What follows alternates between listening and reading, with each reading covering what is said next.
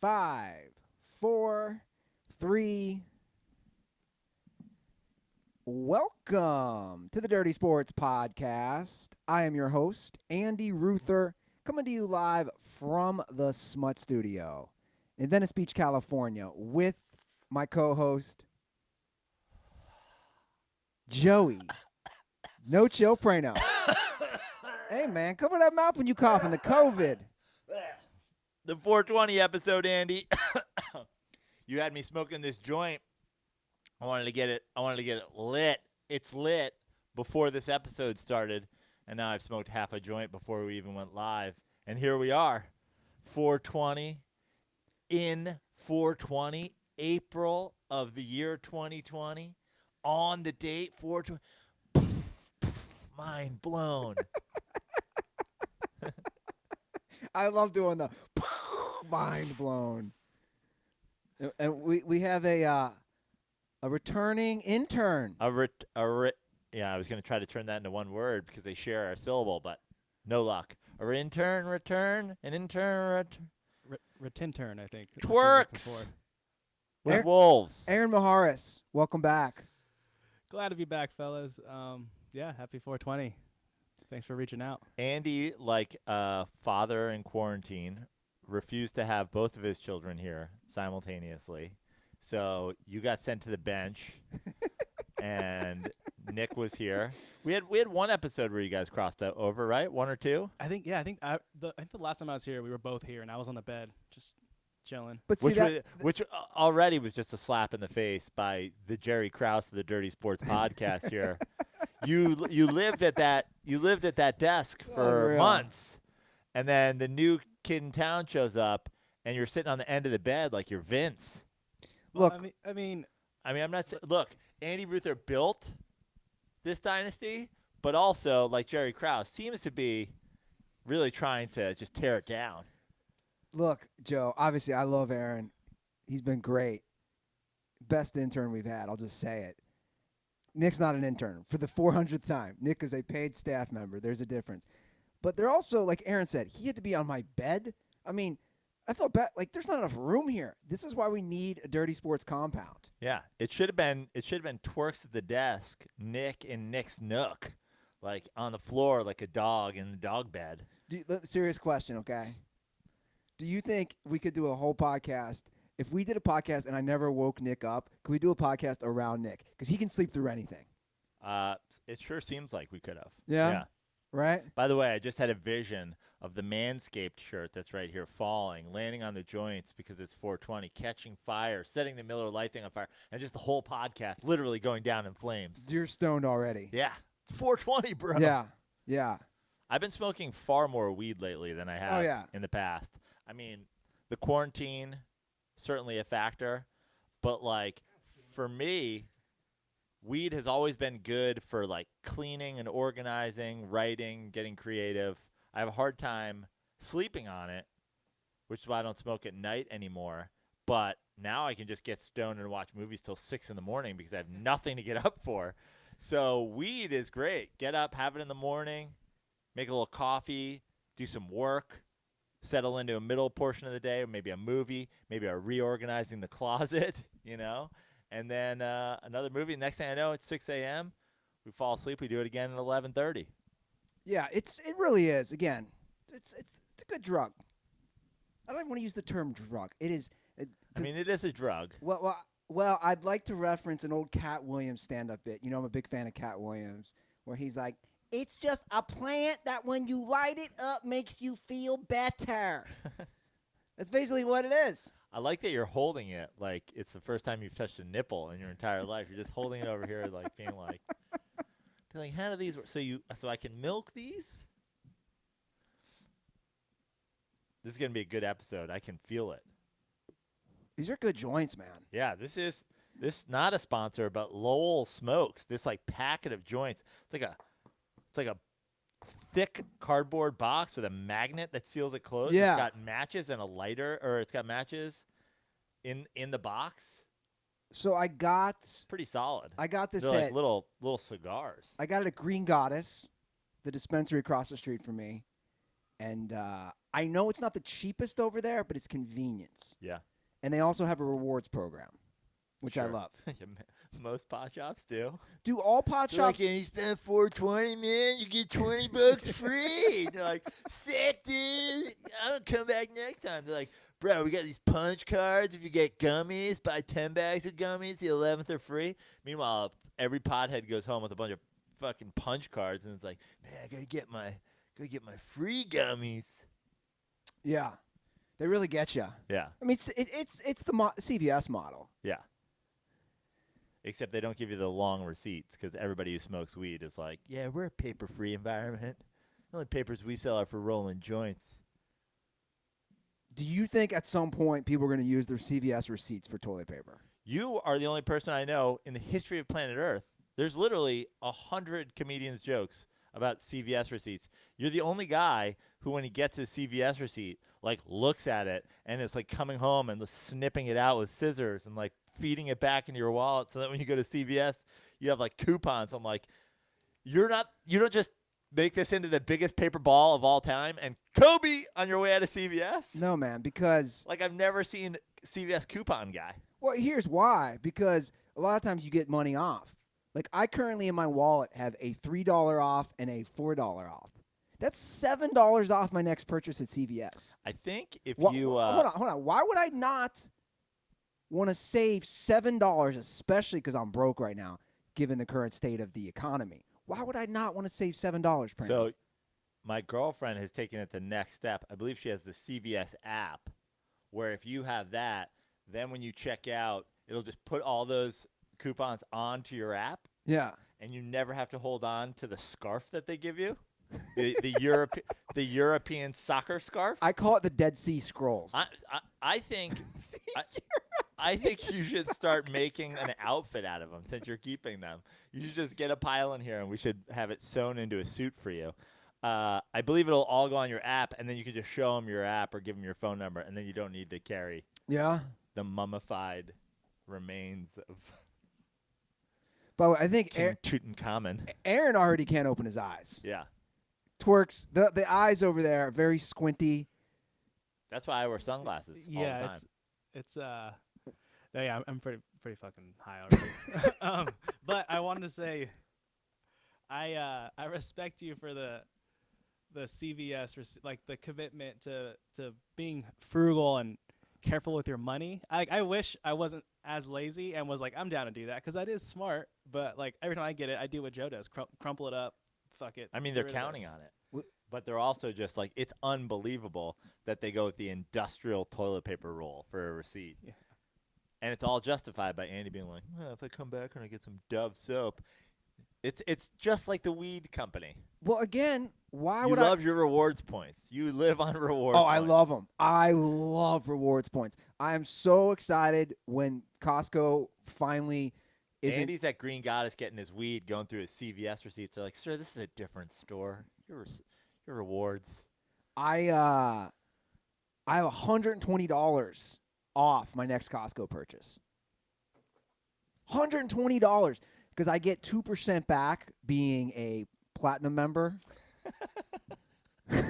So I get the next time I go there, and it's chaos out here. You can't even get into Costco.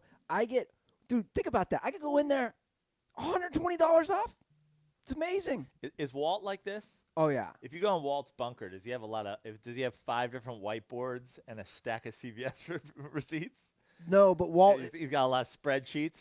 He's like, I put you boys' food eating into a spreadsheet, and I figured out with the amount of meat that we're eating every week, we either got to do a Butcher Box subscription, or we're gonna have to get a TJ's card, BJ's card. I feel like you must have gotten this from your dad. Or my mom. My mom was always a penny pincher too. Coupon cutter? Yeah, not a total coupon cutter. So she was the coupon cutter. My dad was just tight to this day. Like my dad is so it's embarrassing. Like there have been times where he won't order a beer if he's somewhere like in LA or New York because, are you kidding me? That much money for a Miller Lite? I'm a little bit that way, honestly, out of principle, especially when it comes to beer, like at a bar or at a baseball game or whatever, when they're just trying to rape you. I will always, like, I'm going to be like, there's got to be some angle here. There's got to be some special. Yeah. I've got to find the hole because I'm not going to not drink, but we just got to make this work. For a while, I was like, rum in a sunscreen bottle to Dodgers game and just fire that into a Coca-Cola because coming to the ballpark, I'm going to get drunk. But this $11 or $18 if you want to make it a michelada, I'm like, well, of course I'm going to make it a michelada. Now I'm paying $20 a beer. It's ridiculous. But I feel like your mom and dad with the 5 boys. I mean, they had to be. I feel like the coupons, like, your mom's like, we're getting Cheerios today. You're like, you mean Cheerios? Like, no, these are ooze. They're 40% cheaper, and it comes in the industrial box. I'll just put it down on the floor for you boys like it's dog food, and you guys just go to town. Oh, yeah.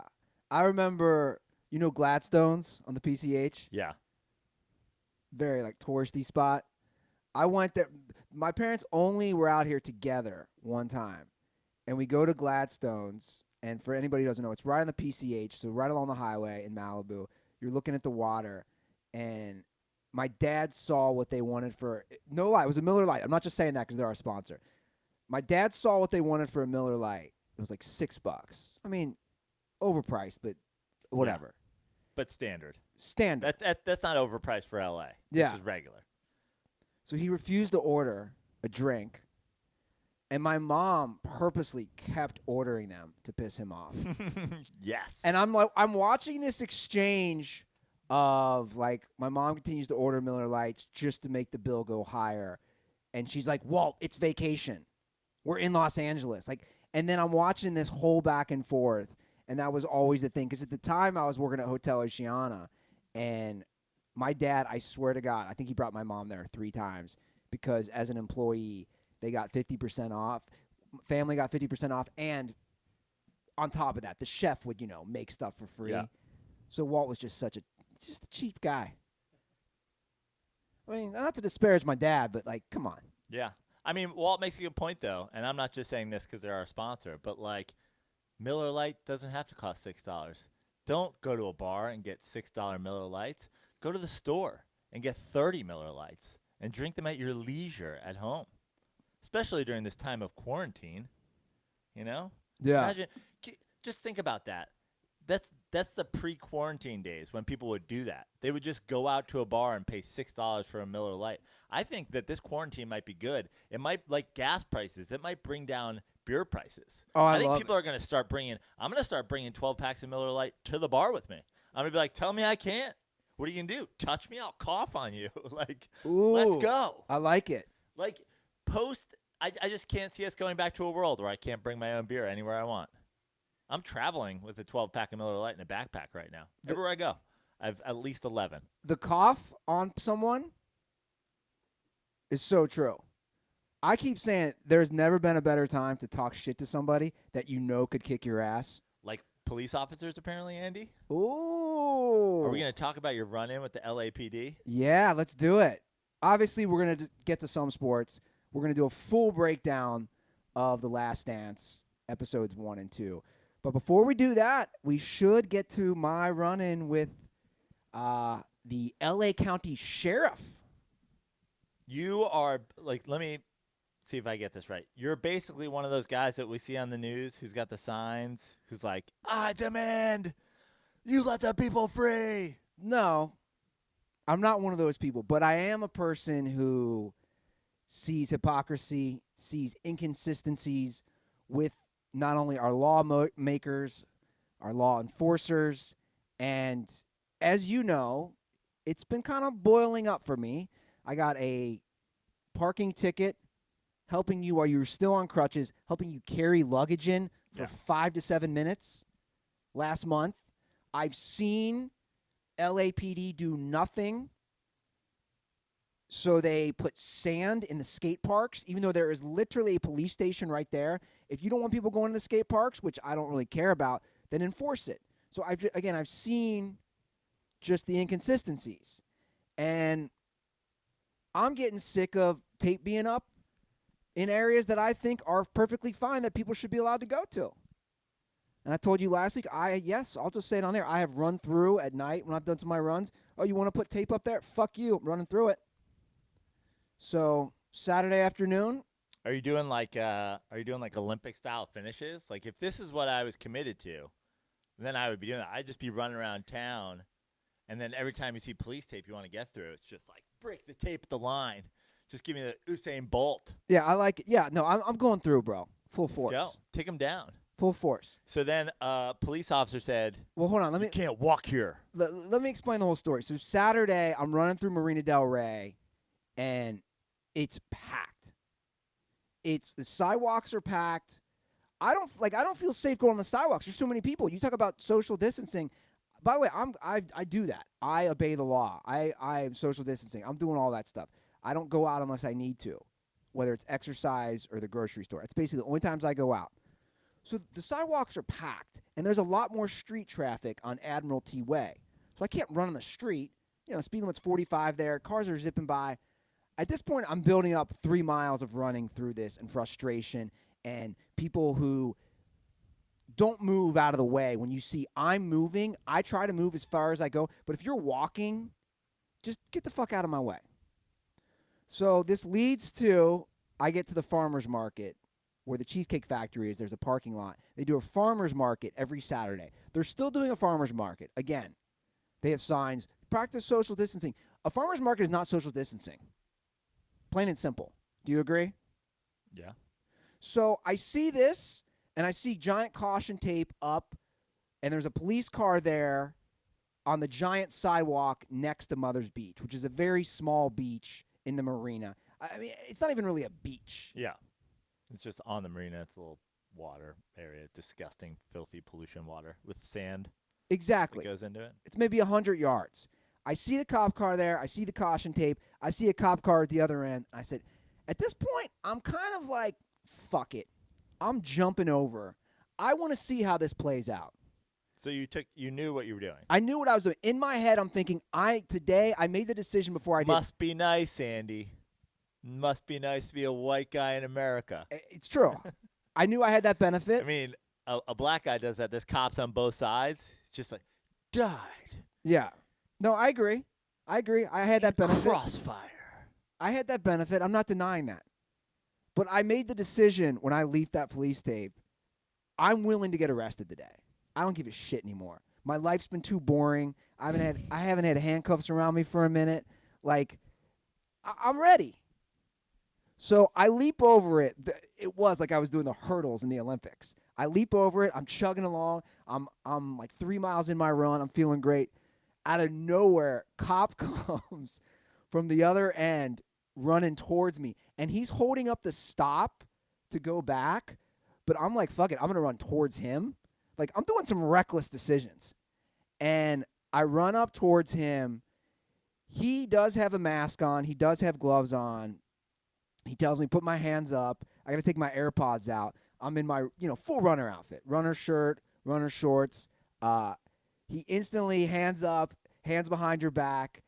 He instantly, he frisks me, which I thought was hilarious. How am I have runner shorts? My balls are basically hanging out. They're short runner shorts. He frisks me, makes sure I'm not strapped or carrying any weapons. He instantly handcuffs me. And I'm all before he asks you what you're doing. Yeah, hands behind your back. And then he starts walking me towards the police car. And at this point, I'm being polite, but I'm also being very sarcastic with him. I'm saying, "Are you going to arrest?" I said, "Are you going to arrest me for running?" And he's like, "You saw the cop car. You saw the cape. You just completely ignored it. You're just completely ignoring it." And I said, "Officer, I'm practicing social distancing." He goes, "You could go on the sidewalk." I go, "No, I can't because it's full of people." I said, "I'm more unsafe on that sidewalk. And if you want me to go on the street," I did throw in a quick lie. I said, "I almost got hit." Actually, it wasn't a lie because I did. I almost got hit last week on the street running. So I said, "This is the safest I'm glad area." we got this story on the 420 episode. Andy has asides. He's got every detail. He's like, I jumped a small piece of stairs. I don't know, 6-8 inches high. Then I come around the corner. Okay. So you get arrested, and the guy. Well, I didn't get arrested. Right. There's a difference. You got cuffed. I got cuffed. And detained. He walks me to the cop car. At this point, all the farmers market's watching, and you were like, "Fuck the police! Fuck the police!" And we start talking it out, and I said, "Officer, this is what you have to do." I said, this is what you have to do. You have to watch 100 to 200 yard stretch so that no one goes on a massive sidewalk. And he's like, I know. I basically win him over. And he's like, yeah, this is so stupid. Trust me, I don't want to be doing this. He goes, I don't want to be watching to make sure people like you don't run, but you also broke the law. And I was like, oh, the law's stupid. I literally get him to agree that this is stupid. So then he asked me if I have any priors or any warrants, and I said no. I give him all my info. But I will say the whole time... Aren't we just lucky to not have any priors or warrants? So he runs everything, and he uncuffs me and says I can go. He, no lie, even at the end, his name was Officer Sanchez. Officer Sanchez says, I hope this... I don't know if he's being sarcastic or serious. He said, I hope this didn't ruin your run today. And I had a lot of thoughts while I was cuffed outside the cop car. One was, how quick can I run with my hands behind my back? And I realized not far. Also, when I saw him running towards me, part of me was, I know I cannot run this guy. But in the marina, I would have nowhere to hide. Like, the minute he calls backup, I'm fucked. I've been watching a lot of James Bond movies, too. So, like, all these thoughts were going through my head. But okay. Yeah. I was watching a lot of James Bond, so I knew I could hide behind a corner and then hit him with the butt of my Beretta. But I thought maybe, I could hop over this fence right here, land on a boat in the marina, and escape by sea. I've been watching a lot of Bond after all. You know what, though? I felt great. And part of me, even when he uncuffed me, part of me was like, I'm just going to go do it again. But I didn't, and... I know, me being an attention whore, I got off on, like, everyone watching at the farmer's market. A bunch of white people buying asparagus. Like, oh, my God, did that guy just jump and get handcuffed for running along the beach? I mean, remember back in the day when you used to have to pay to have a group of people watch another man handcuff you? Yeah. Yeah. Exactly. You're like, now I get this audience for free. I'm glad I did it. And I'll be honest, I feel invigorated since. Great. Now we got Andy Ruther, freedom fighter, on our hands. I'm not a freedom fighter, but you know what? That whole day I felt better, and again I needed something to just excite me a little. That was the fifth. I counted. That's the fifth time in my life I've been handcuffed by a police officer. I've been charged with crimes, I think, three of the 5 times. So no, only two. So I have a good rate. We have a future lawyer here on our hands with Aaron. So only of the 5 times I've been cuffed by a police officer have I actually been arrested. And, yeah, who knows where I'm going to run next? Now, you told me, hey, Ruther, you got out of this one, but they might shoot you next time. Yeah. I mean, everybody's a bit on edge. You also, like I joked at the beginning, but you don't want to get mixed in with the, demand your quarantine freedoms crowd that are, like, just wanting to go back and doing everything. And so, that whole farmer's market's like, here we go, this guy. This is America. I shall run on the marina. But don't you see the irony? Of course. There's a farmer's market. There's so much going on. Of just social distancing, of which terrible, is not... yeah, there's so many terrible decisions going on. Like you said, the skate park and all that. Like, L.A. cops, they're useless, honestly, a lot of the time. And then the only time they do enforce the law is when they're enforcing sidewalk running laws. Like we keep talking about, outside of Mildred has turned into, like, I mean, I wish people could really, I wish we had a camera to show the progress. It's not become somebody's abode. There are walls. There are walls. Some guy, there's been a jackhammer out there. I'm not sure he didn't put in a foundation. The guy has a full-on tent. It looks like a farmer's market. It's bigger than my apartment. Yeah, it's bigger than my apartment for fucking sure. He's got 325 square feet of stolen bike. You know who that is, by walls. the way? You know who that is? That's the guy who took the golf club to his ribs. By the way, I know his name now. Crown. That's what they call him on the street. I mean, he owns the police at this point. He does. He runs Venice more than the police do. He's stealing bikes. It's fine. He's put up his own buildings. No permits whatsoever for that. He just put up his own accessory building on the sidewalk. It's unbelievable. And then, but the cops will make sure you're not jogging somewhere that you shouldn't be. Yeah, that's my point. Well, I've and the cops have come here and been like, oh, well, try not to burn it down again. Dude, the cops came to my door when I watched the one homeless crackhead try to stab another homeless crackhead. They came to my door. I showed 2 LAPD officers the footage. This was 5-6 weeks ago. They did nothing about it. I showed them the footage. Officer, this happened 20 minutes ago. This guy tried to stab someone. They did nothing. They are worthless, and that's my thing. You're a lot harder on cops in general than I am. But when it comes to LAPD versus other cities, I got to say, it's amazing. But I've only really lived in New York and Los Angeles, and they're the two completely opposite styles of policing. And I think that the answer is somewhere in between. But I hated feeling like I was in a police state living in New York, that there was always a cop somewhere on every corner with a gun, ready to shoot you, ready to choke you. There's the amount of times I've had undercover cops roll up on me in New York and take out badges, and you're going geez, how many are you? In any given undercover? Yeah. In any given bar in New York, you're 2 guys are undercover cops. We were filming something, Guy was shooting something. I was acting in this thing, and we were walking to do a gang scene down by the waterfront in Brooklyn. So it's a bunch of dudes, bunch of white dudes, me and my friends walking with baseball bats. 6 undercover cops roll up on us in cars, on foot, being we heard there's a riot that's about to happen. I'm we've been outside for 3 minutes. How many cops are here? And in LA, where the cartoon character that is a cop is the Los Angeles Police Department. In their cars, box of pink donuts in the middle seat.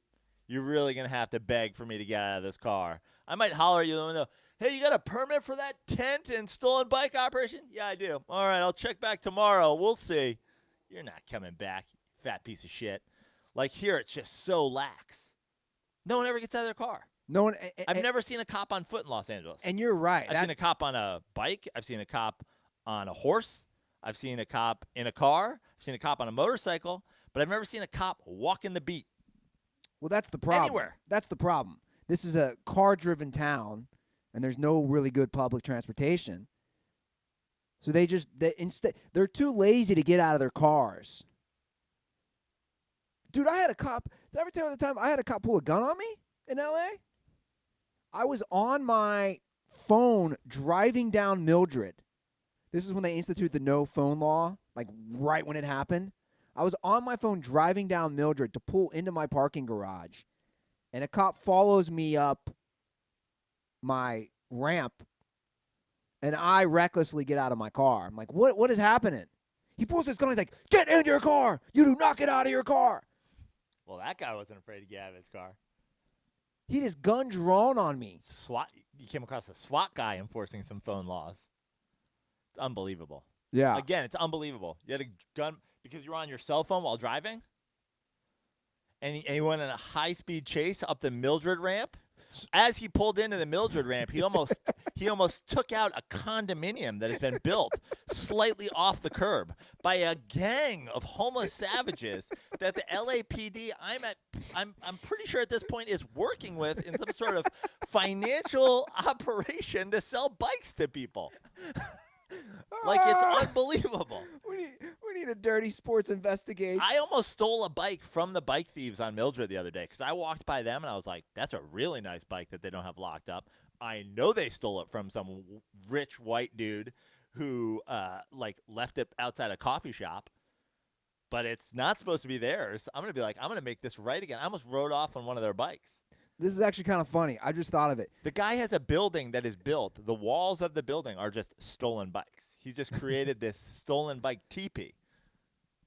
The 3 times I've had interactions with cops in Los Angeles since I moved here, these are pretty funny. One was that incident where the cop wanted to murder me for being on my cell phone. The second one was when do you remember this a couple years ago? I was riding my bike down the boardwalk at night, and the officer pulls me over and cites me for not using the actual bike lane, which nobody uses. And now the third instance where I deserved it, but I blatantly run over the do not run here, and I did it. But you know what it is. You know what Adam Carolla always says, because people keep tweeting this at me, and I looked it up, and I think he's right. They see me, the cops, they see money. They see white kid, you're going to pay the fine. I mean, they're stereotyping for sure. Yeah.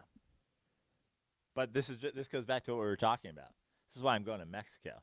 I like my shakedowns as cash operations. Yeah. I don't need paperwork and a CVS receipt from an officer who's like, yeah, well, if you get it back to us before this day, it's only $78. But if you get back before this day, it's $98. If you don't get it back till this day, you'll see it right here on the 40% off your next arrest coupon. If you don't get it back by this date, then you do have a warrant. And the next time you jump a line, we're going to shoot you.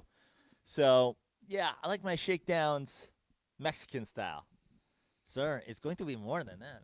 Fuck. Let's go to an ATM. I got to get back to Carlos and Charlie's. Well, speaking of shakedowns, our guy Scottie Pippen should have been shaking down Jerry Krause for some more money. The Andy Ruther 420 segue into The Last Dance. Magical. That was a Jason Williams behind the back pass. That's a great segue into The Last Dance. The white chocolate? The Last Dance is the 10-part 97-98 Chicago Bulls documentary that has saved quarantine. 2 hours last night. I mean, is that your lead story, Andy? Is that your biggest takeaway from the first 2 episodes, the criminal underpayment of Scottie Pippen? I guess I forgot or just didn't know. I mean, to me, yes. The lead, there's a lot of leads. We watched, like you said, 2 hours last night. Uncensored. Of The Last Dance. Who's the star of The Last Dance? Number one, like, who do you think's the breakaway? Well, the breakout? It's obviously Michael Jordan. Okay. I mean, there's been a lot of characters so far. You know what I'm saying? Like, so far, Roy Williams, that guy was just delivering heat quotes. Him, an assistant coach on the North Carolina team that Jordan won. By the way, I didn't know that. I was not aware of that. Yeah. He's just delivering fire the whole time. So he was a breakout star for me. When's the last time you think Roy Williams actually talked to Michael Jordan? I bet you they talk regularly. You think those guys do? I bet you they do. That whole North Carolina thing, and you think that's a tight group? Yeah, and the Jordan, the Jordan being around Carolina, which you got to give him credit for. He has always been like. There's legends of the North Carolina Summer Games and the Vince Carters and the Stackhouse and the Rasheed Wallaces and like that. Something that they also kind of it's a brotherhood. They hint at that too when he hurt his foot, which we saw in the show last night. Goes back. That's where he first starts playing again. This is something that he did like throughout his career. So I'm sure that like the North Carolina basketball camp, which even Roy Williams says Jordan was going to, the fact that existed in 81 or whatever, that just shows you like imagine what North Carolina basketball camp must be now. Yeah, probably Roy Williams and Michael Jordan and like. Yeah, I think that's a real thing. I bet you they talk all the time. I bet you they've golfed 25 times. I bet you Michael Jordan has stolen money from Roy Williams on the golf course 15 times. Come on, coach. Come on. This putt, $500. You got it. You got it. Come on, coach. I mean, look, I watched those first 2 hours. We all wanted more. It was like you get that first taste of heroin. You're just like, I want some more. Give me some more of that Last Dance.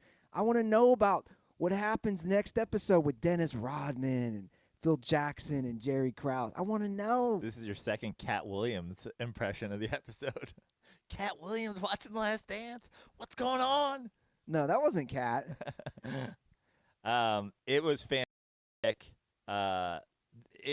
the way it's lined up so far, basically, it certainly seems like Michael Jordan is going to be the through line of the whole thing. Sure. But the whole setup and Michael Jordan episode, and then Scotty 2 is essentially, episode 2 is essentially the Scottie Pippen Truth Hour, which was fabulous for a lot of basketball casuals, as the term is now, to learn. Like, Scottie Pippen, I think they did a great job showing how underrated Scottie Pippen was, how much the Bulls needed him, how much Michael Jordan needed him, and how much he didn't get paid. And just like the relationship and a quick glance at like the ups and downs of his career with Chicago, including the holding out / sitting out. I mean, it was pretty baller that Scottie Pippen just even admitted, like, yeah, dude, I took vacation that summer. Like, yeah, I did put off my surgery. I'm going to say this on air. I said it to you in the car. I think Scottie Pippen, and this is even before the documentary, and obviously this only reinforces it, Scottie Pippen is arguably the most underrated player in the history of the NBA. I don't think a lot of people there are guys understand his value. Yeah, there are guys. I mean, I got to say, a guy that currently reminds me of Scottie Pippen is Klay Thompson. Klay Thompson, another guy, like, because he's not the biggest star on his team, it gets looked over, and you go, like, he could be the star on any team. He 100% could. He could definitely leave and go be the Knicks' best player and get MVP votes. He's a great defender.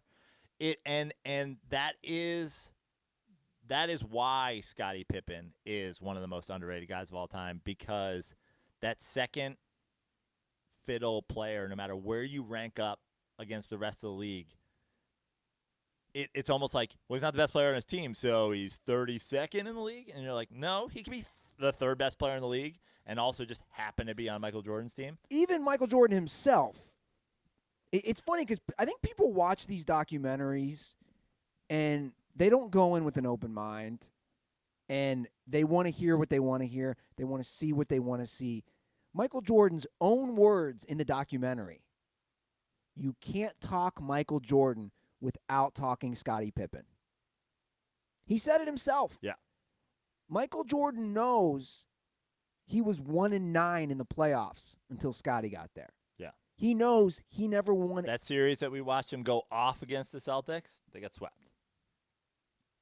So he knows he was nothing without him. Magic Johnson said the same thing. We knew when Michael entered the league, he said, he was the next great thing, but we knew he needed help. And they all needed help.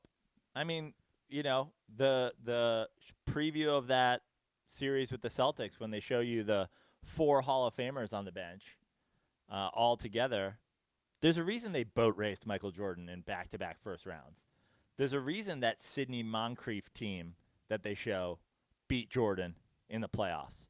Because, yeah, no one man could do it on their own. And then Scottie Pippen shows up. And again, everybody likes to talk about, the big 3 Celtics and the LeBron Heat and whatever. And I know Jerry Krause is the, villain of these 2 episodes and maybe the whole documentary. But in the 90s, when player movement wasn't the way it is today, where stars go like, well, why don't we just play together and then be the best? And some stars are like, well, if they're going to play, why don't we play? Is like, there were a lot of 1-star cities. Yeah. Ewing in New York, Barkley in Philly, like all around the league. David Robinson in San Antonio, Clyde Drexler in Portland. Everywhere you went, there was the one guy and the team. Yeah. Michael Jordan was certainly the one guy of all the one guys, but then he also got Scottie Pippen added to his team. Everybody wants to shit on, oh, you need to build a super team. They built a super team. They built it naturally, but like Scottie Pippen is one of the most underrated guys too, because he was able to end up with Chicago because of a draft day trade. Yeah. So like they went and they got a second guy, and he was certainly a top, no doubt about it, 10 player in the league the whole time he's with Jordan. But at some points, again, we were talking in the car on the way here. You can make the argument Scottie Pippen was the best all-around player on the Bulls team. You had shared the Bill Simmons piece from the Book of Basketball, which I read, that had him at like 24 or whatever, and said now he's 28. Yeah, but playoff totals for the three-peats. Jordan, 3,700 points. Scottie Pippen, 2,200. That's it. That's the thing that Michael Jordan leads Scottie Pippen in. Scottie Pippen has more rebounds, more assists, more steals, and more blocks in the same amount of games played. Like, if you look at it, those are the 4 major statistics in basketball. Michael Jordan was the Bulls' leader, the Bulls' MVP, the thing that made it all go, and he scored the most points. But Scottie Pippen was arguably the best all-around basketball player.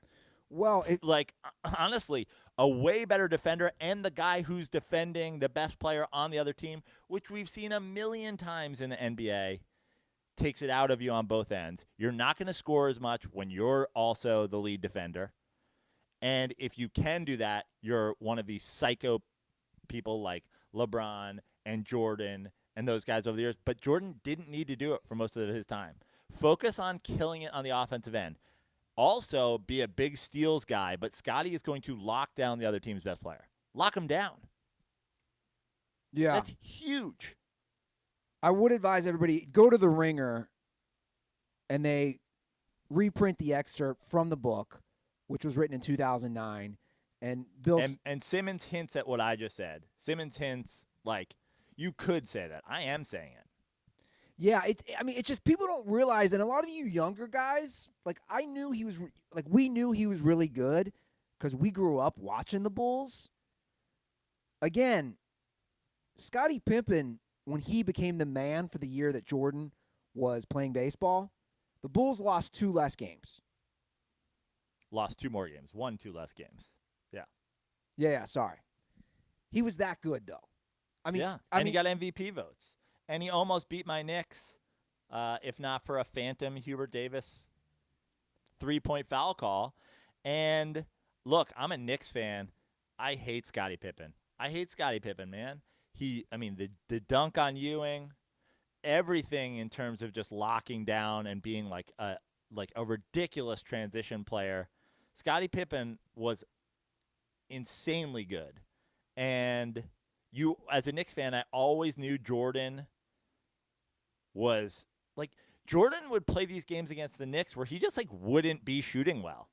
And in the end, I would always be like, you know what? Scottie Pippen kept him this whole game. He's been the best player on the floor, but I know Jordan's going to hit the big shot. Yeah. And he was always waiting in the weeds, and that was his job, was to be the killer and the killer instinct. But, like, again, you can't in a way, I always joke about Eli Manning when the Giants are playing and they're getting their ass kicked. I'm like, you can't have an epic fourth-quarter comeback if you're not losing. But you can't be hitting these clutch game winners every game unless you're playing these hella close games all the time. And Jordan would play terrible, and they'd still have a chance to win because Scottie Pippen was that good. And Jordan would hit a dagger, and as a young Knicks fan, I would go into my room and I would hit things with baseball bats, and I would destroy, nice items of life that my parents spent good, hard-earned money on. Punch a hole in the wall. The Scottie Pippen story in general is fascinating. I didn't know. I knew he went to Central Arkansas. I didn't know this is an NAIA team. That's a fascinating story. He was the equipment manager. He didn't even start out on the team. Grows 7-8 inches. Becomes a number 5 overall pick. I mean, let's not forget that. Jordan was picked 3rd. Scottie was only picked 2 spots after Michael Jordan. And the biggest travesty is this contract thing. And I want to go on record and say, all you idiots out there, and all these dumb young kids, too, I noticed on social media. But, dude, like, if you're in high school or college, shut the fuck up about contract negotiations. You don't know shit about life. You just don't. You don't know how this stuff works and how anything is renegotiable. Scottie signed a bad deal. Jerry Reinsdorf goes on record saying he said he shouldn't have signed that deal, which, whatever, dude. Whatever. You're the owner. Then don't make him sign it. Yeah, then pay him more money. Yeah. The ridiculous nature of that. Things are renegotiable. the fact that the Bulls, and I put this on the owner, obviously because he did it with Phil Jackson. He paid Phil $6 million, and he did it though. He went around Jerry Krause and he talked to Phil Jackson, and so that's where the underrated and sort of the disrespecting of Scottie Pippen. That's where it started. Like, you don't have these without him. Treat him as such. Yes. You know, that's. And Charles Oakley makes an appearance in this documentary, and I can't wait to talk about that. But Charles, he didn't even win championships in New York, and that's why the Knicks fans hate James Dolan. It's like, respect the guys who did it for you. Yeah. Like, show appreciation. They're your workhorses. You're the owner. You're making money because these dudes are winning championships. Like, go into your pocket and be like, you deserve better. The thought of Scottie Pippen being the 6th highest paid Bull and the 122nd overall in the league. Again, a guy who has brought you 6 championships, a guy who was on the Dream Team, arguably the best defender in the league for years. Again, arguably the best all-around basketball player on your 5-time world champion basketball team. Arguably. It's just so disrespectful. I'll tell you one thing. If I was Scottie Pippen's agent, that's the argument I would have made. Scottie Pippen be way more rich if he had Joe Prano doing some contract negotiations. But I'm glad that they give a background into Scottie's story, that he signed that deal. He had an ailing father. And brother. He had 12 siblings. He had no idea what day, if any, he was going to fully turn into Kermit the Frog. I mean, he had all these people to support. So if you're the Bulls, yeah, just pay the guy more money. You know what? I watched it with my girlfriend, and it's a ridiculous, silly, non-real sports fan thing to say, but it's also totally reasonable when she said it. She was like, why didn't Michael Jordan just give him some money? And I was like, because he's an asshole. And it was literally my response, because Jordan is making $30 million a year, but forget the $30 million a year in salary he was making. The Jordan brand had been a thing for a decade. Yeah. Michael Jordan had plenty of money. Take care of your boy. Yeah, and I gotta say, that's like a mafia way of handling it. Okay, the boss doesn't want to give it to you. Well, you don't work for the boss. You work for me. You're in my crew. I'm a Don, and you're coming in me. I'll take care of my guy. Here's a little bit under the table. Yeah. Now, maybe Michael was doing that, but I feel like they would have said that. Michael Jordan doesn't seem like the guy to not tell the documentary filmmaker that he was throwing Scottie Pippen hundreds of thousands of dollars under the table whenever he needed it. And I'm not going to join it. I'm not all about, hey, let's just shit on Jordan parade, because obviously – No, hold on. Before I say it, I'm prefacing that before I say this, because I'm not but I even tweeted it out. But the balls on Michael Jordan, dude, you look so bad. To still say, to this day, this wasn't an old clip. This was the new clip. Yeah. The balls on Michael Jordan to call Scottie Pippen selfish for how he handled his injury and basically not playing. To this day, Michael called him selfish. It's like, dude, you just said yourself, there's no Michael Jordan without Scottie Pippen. And you're calling him selfish because Luke Longley and Ron Harper are making more money than him on the Bulls? Luke Longley? Yeah. I got to say, I think Phil Jackson comes off spectacular in the thing because, you can, I talked about him being sort of the Zen master last time, being this ego manager. You could see Phil Jackson getting some shit for not sorting this out with Scottie as well. I got to give Michael Jordan some shit for it. You're the guy, you're the dude. How do you even let it get to this point where he doesn't get his foot taken care of and comes late? But then go up the flagpole and say, Phil Jackson. But also, I feel like that's why they win, because Phil Jackson doesn't get involved in that situation. Because he's just man, if the guy is not going to be happy, he's not going to play well. And if I get involved and, settle his then now it's just who's am I siding with and blah, blah, blah. So he was just he's going to figure it out. Yeah. And he really comes off as having a very these guys will sort it out kind of thing, and it works. And like it turns out Phil Jackson's coaching style is like, relax, stay cool, and also every once in a while I'm going to laminate our preseason playbook with some like catchy phrase like the last dance. He's like, the year before we had the second of the 3 dances. The whole thing is fascinating. They had such a cohesive unit though that worked. Jordan is on record saying, I will play for no one but Phil Jackson. Yeah. Jordan is also on record saying there's no Michael Jordan without Scottie Pippen. So, of course, Jerry Krause was like, well, you can come back or you can't. It's totally up to you, but I'm getting rid of Phil and Scottie. But that's the crazy part is that you always thought, or at least, me, because back then I was like 16 years old when the Bulls won their last title, was, they're just going to go out on top. Whereas this documentary shows, no. If Jerry Krause wasn't such an asshole, Phil would have coached another year. Jordan and Pippen would have played another year maybe together. Like, who knows how many rings the Bulls could have won? Yeah. Well, I'm on the record as saying, and I put it in a tweet, and it was a bit of a troll tweet, but it was also not a troll tweet. I also believe every word of it. But it worked out perfectly for the Jordan legacy, for the Bulls legend, for the Phil Jackson legend, for everything, that they didn't go. Michael Jordan certainly had the attitude of, I am going to keep defending my title until I lose it. Why wouldn't I? Right? But everybody likes to say the killer instinct, the never quit, if you put an obstacle in front of Michael Jordan, he will find a way to overcome it. He's a killer.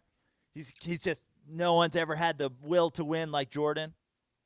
Well, when Scottie Pippen wasn't coming back to the Bulls and Phil Jackson wasn't coming back to the Bulls, Michael Jordan wasn't like, well, I'll overcome these hurdles.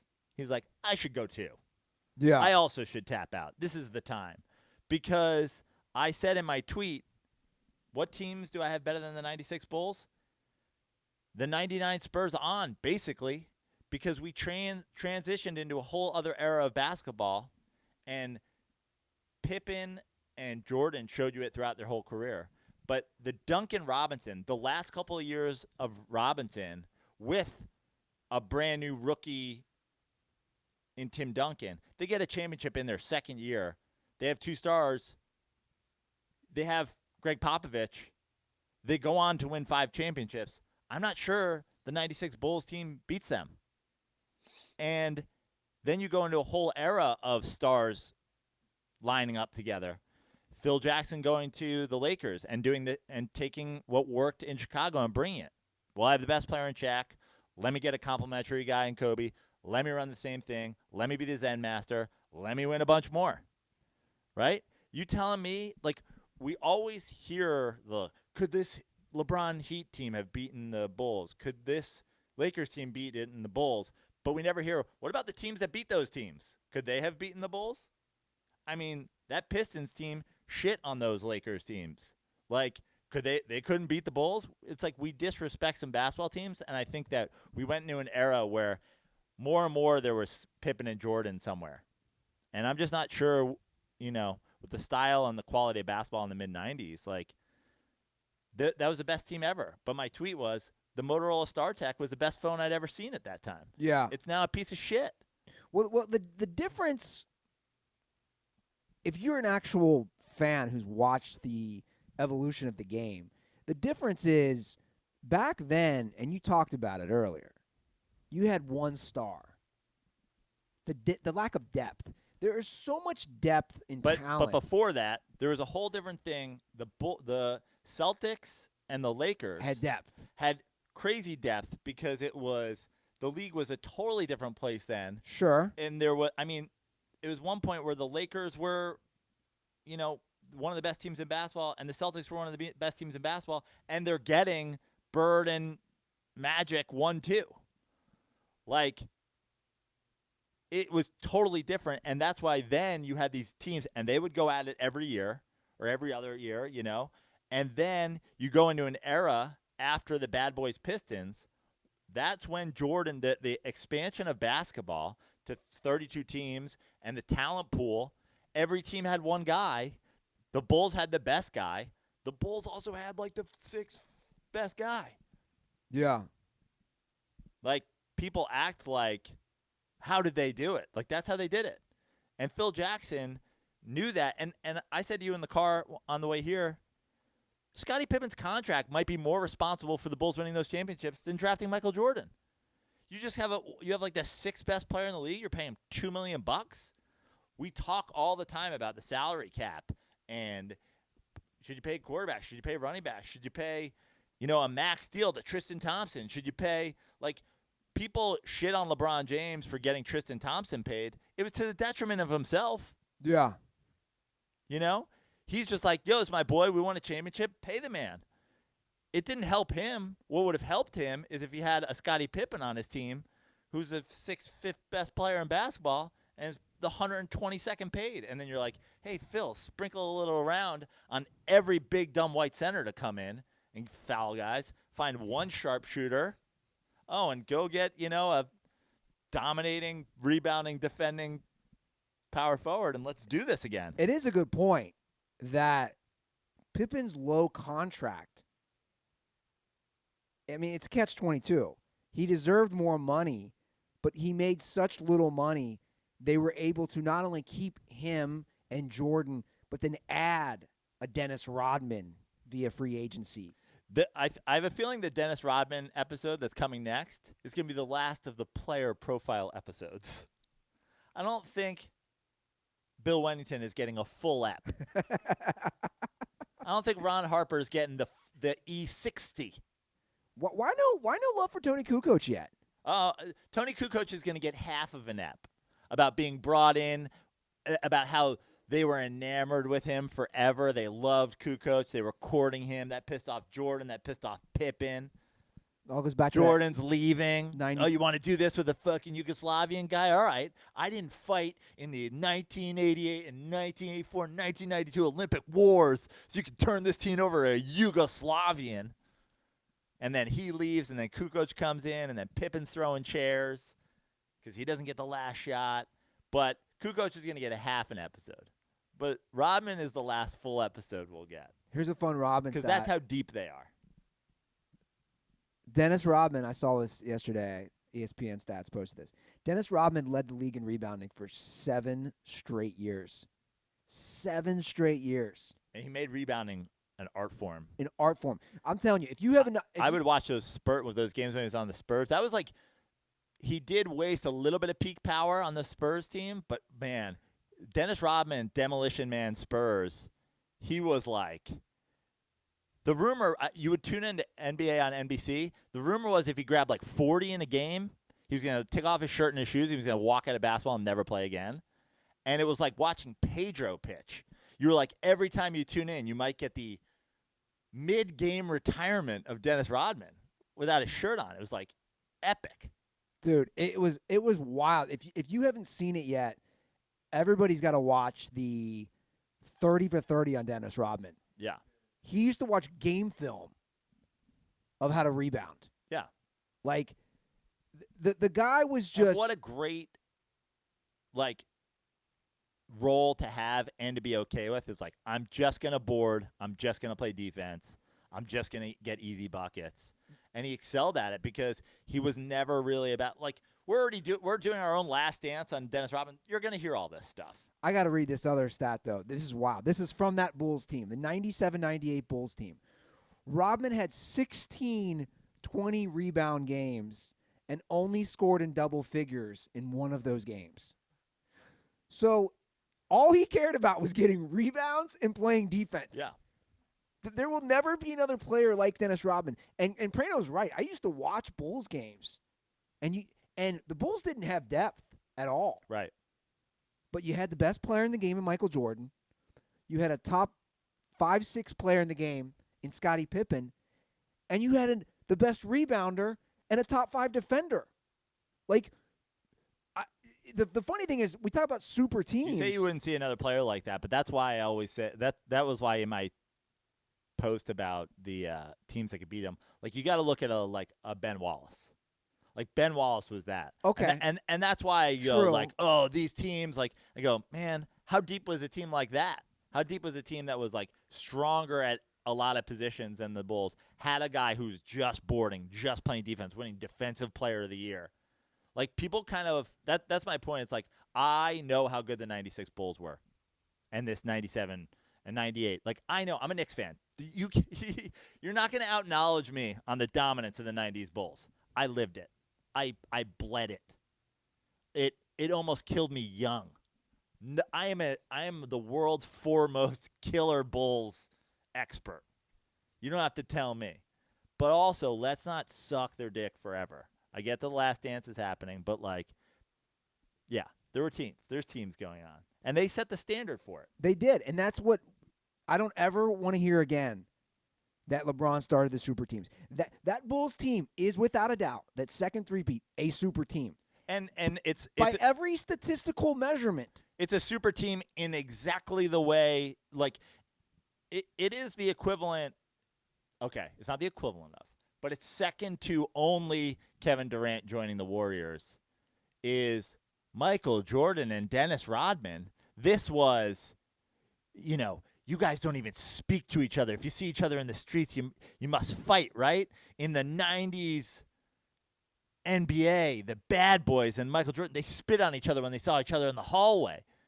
No, fucking Horace Grant left, went to the Magic. The Magic beat the Bulls, and Michael was like, yo, we lost a lot of rebounding, and I think we underappreciated Horace Grant. We need to find a rebounder and a defender. And he was like, and Rodman's available? And they're like, but I thought you hate that dude. I thought you have to knife fight if you see him. And he's like, nah, he's cool. Bring him in. And he comes in, and they're all friends, and it's a banana boat team. I don't think Dennis Rodman golfed a lot, but him and Jordan were clearly fucking friends. No, they weren't, though. But you know what I'm saying? I mean, on the court, but they're going to reveal this. Right. I know they've talked about it. Rodman and Jordan never hung out off the court. I know. Look, there couldn't be more diverse styles in, like, Michael Jordan's like, I'm literally golfing. And Dennis Rodman's like, I'm going to be at a strip club till 7:30, and I'll see you wearing at this a wedding game dress. 7:45. And he's like, whatever. He's like, just rebound. And he's like, I will. And he's like, I believe you. He's like, I'm going to do meth all day and ride a blow-up rodeo horse. He's like, do you, man? But you're going to board tonight, right? He's like, it's what I do. I don't know. God, that I might rewatch that Rodman 30 for 30. But, it is but wild. My point is, it wasn't this, these guys would never join forces, like everybody's saying, like, how dare, Well, we know. Again. How dare Durant go to the Warriors? Dennis Rodman went to the Bulls. I'm not trying to disparage everybody younger, but you have different perspectives if you lived it. And we lived it. I think that's why, and congratulations to you for being a listener to the Dirty Sports Podcast. I've lived the last 30 plus years of basketball thoroughly. Yeah. I also don't care for the people who watched the Bulls and then were like, I don't like European players. I'm going to stop watching this. Too many three-point shootings. Also weighing in, because you also have no context. Yeah. Yes, Michael Jordan was the single greatest basketball player of all time when he retired. Yeah. And that's this Bulls team was more than just Michael Jordan, and it was it's insane. And it set a tone for the next generation of the NBA. I want to say something about Jerry Krause for a minute. He's getting destroyed, and deservingly so in a lot of regard. But he also built this team. Like it's such an interesting dichotomy with him, right? Because he built the team, but he also broke it down. Yeah. I just want to say that. Let's not forget, even if you're a passionate Chicago sports fan, because I know how much they hate Jerry Krause. Guys, let's not forget. To be fair, again, he didn't draft Jordan, right? I know he put a team around him, and I know he brought in Phil Jackson. That's obviously, they talk about that in the documentary. But, it doesn't take a math whiz. And I get that he got Scottie Pippen. That's huge. I mean, come on. That's huge. But I wasn't a war room assistant. Maybe the whole league was boning out over number 5, Scottie Pippen, It's hard to watch those college highlights and and not think that they would be. He was dunking on everybody. He dunked on a whole conference of basketball. I mean, it was also NAIA. Okay. I mean, he wasn't going against Georgetown in the final. I'm pretty sure when I'm pretty sure the NAIA hoops that he was 3 feet over while he dunked on people are the same height. They were 10 feet. You can't watch his highlights. Scottie Pippen is Spider-Manning like a gymnasium. It's just you and Moharis in like a 300-person gym, and Scottie Pippen's jumping over you. I get that. He's not dunking on Ewing, but turns out he was going to eventually. Oh yeah. I mean, we've all seen the Ewing dunk. Pretty safe to say if Scottie had been on North Carolina that year, Ewing was getting dunked on. Yeah, fair enough. I just look. I'm just trying to see things from all angles, and I mean Jerry Krause and but what a piece of shit. Still, like I agree. It's just. You know, you could see Michael Jordan and Scottie Pippen getting to the point where they're berating him. But, like, also, you know, you're the GM. Like, you're in charge of them. So it's kind of on you. Again, Phil Jackson also has to, you know, manage these people. And all of them are going, I'm not playing for anybody but Phil. Meanwhile, Krause walks in and they're like, hey, you short fuck, get out of here. Make a free throw. Get the fuck out of the gym. And they're like, what? He's like, I'm the GM. They're like, get out. The Tim Floyd thing is interesting, though. Like, he had this fascination with Iowa State's Tim Floyd, who ended up being a disaster. Yeah. Like, you have Phil Jackson. Such a weird move. Yeah, it just got to the point where, like, also the idea that they just had to rebuild was so dumb and reckless. But why, again, I'll bring it back to the owner, Jerry Reinsdorf. Why does at least with social media, and you don't want to listen to social media. I'm trying not to read too much because there's too many idiots out there. It's like the owner's getting this pass. You want to say, dude, you're the owner. This is your team. And again, he did it for Phil, and he got Phil back, but he convinced Phil to come back for 1 year. He didn't convince his own GM to allow Phil, like, it's so dumb. Again, you've got Phil Jackson. You've got Michael Jordan saying he'll only play for Phil Jackson. Scottie Pippen was fantastic, and maybe you fucked that relationship up beyond repair. And maybe Michael Jordan does come back and play without Scottie Pippen. But Phil Jackson, easiest of them all to just be like, we'll keep you, man. You won 6 championships. Why is this? Well, you won 5 championships. Why would I not? Like, the idea that's just getting in your own way. Like, Tim Floyd could be the next basketball genius. It's still going to be a half a decade if he comes in and wins right away that he'll achieve what Phil Jackson did. Yeah. And the idea that they needed to rebuild was so dumb. But again, like, there's so many layers to this. You know, Jordan wasn't coming back without Phil, and that's where it ended basically. Because then Phil came in and said, "I'm not coming back. This is it. Let's do one more time." So why did Jordan eventually play for the Wizards? What was that all about? Because Jordan didn't want to play without Phil, right? I assume that Jordan didn't. Here's my $2 psychology on this.